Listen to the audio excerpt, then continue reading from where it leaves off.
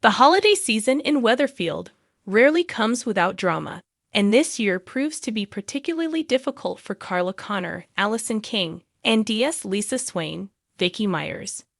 As their relationship becomes public and their lives intertwine, secrets from the past and unforeseen crises threaten to tear them apart. Carla and Lisa have been dating quietly for several weeks. Buoyed by their growing bond, Carla decides it's time to go public. She gathers the underworld staff and proudly announces that she and Lisa are officially together. However, the moment turns awkward when Lisa's teenage daughter, Betsy, Eleanor May, makes a cutting remark in front of everyone, leaving Lisa mortified. Carla senses Lisa's embarrassment but brushes it off, determined to keep things positive. Hoping to mend fences, Carla invites Betsy to a family dinner at the bistro. Betsy agrees but unexpectedly brings along Mason Radcliffe, Luca Tulin, a young man with ties to Lisa's current investigation into Maddie Radcliffe, Seamus McGough, her late wife Becky's suspected killer. Lisa tries to remain calm, but struggles to hide her suspicion toward Mason, unable to separate her personal and professional lives. The tension simmers throughout the meal, foreshadowing trouble ahead. Just before New Year's Eve, disaster strikes when a burst pipe floods Lisa and Betsy's flat, forcing them to seek temporary housing. Without hesitation, Carla offers her flat as a refuge. While helping them move in, Carla notices some old case files about Becky's death among Lisa's belongings. Seeing those memories stirred up unsettles Carla, though she decides not to mention it. The next day, Lisa surprises Carla with a romantic lunch in a bid to reset their relationship after recent stresses. They share a few precious moments together until Lisa receives an urgent call about a developing incident. Carla feels slighted as Lisa rushes off, leaving her alone. Frustrated, she updates Kit Green, Jacob Roberts, Lisa's colleague, about where Lisa has gone.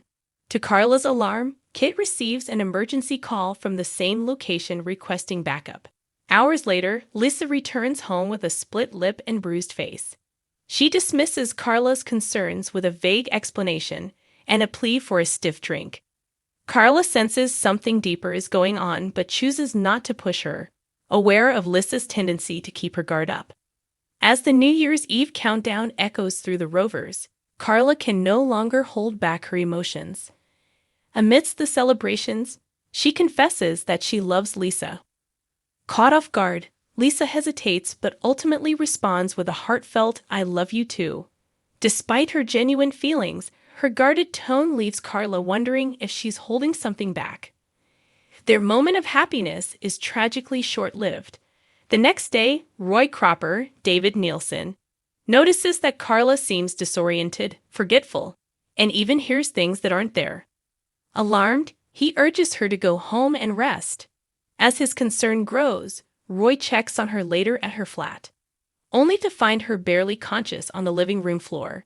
He immediately calls an ambulance, and Carla is rushed to the hospital.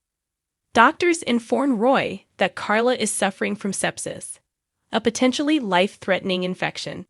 As they work to stabilize her, Roy's mind races with fear, knowing how fragile Carla's health has been in the past. Completely unaware of Carla's condition, Lisa dives deeper into her investigation of Maddie Radcliffe, determined to prove his involvement in Becky's murder. She follows a promising lead, unaware of the personal emergency unfolding back home. When Lisa returns to the flat, flowers and wine in hand, she is surprised to find the place eerily empty. Confused and increasingly worried, she learns the truth from Ryan Prescott, who has just returned from visiting his mother, Michelle Connor, Kim Marsh, in Ireland. Realizing Carla has kept her hospitalization a secret, Lisa rushes to the hospital, furious and frightened.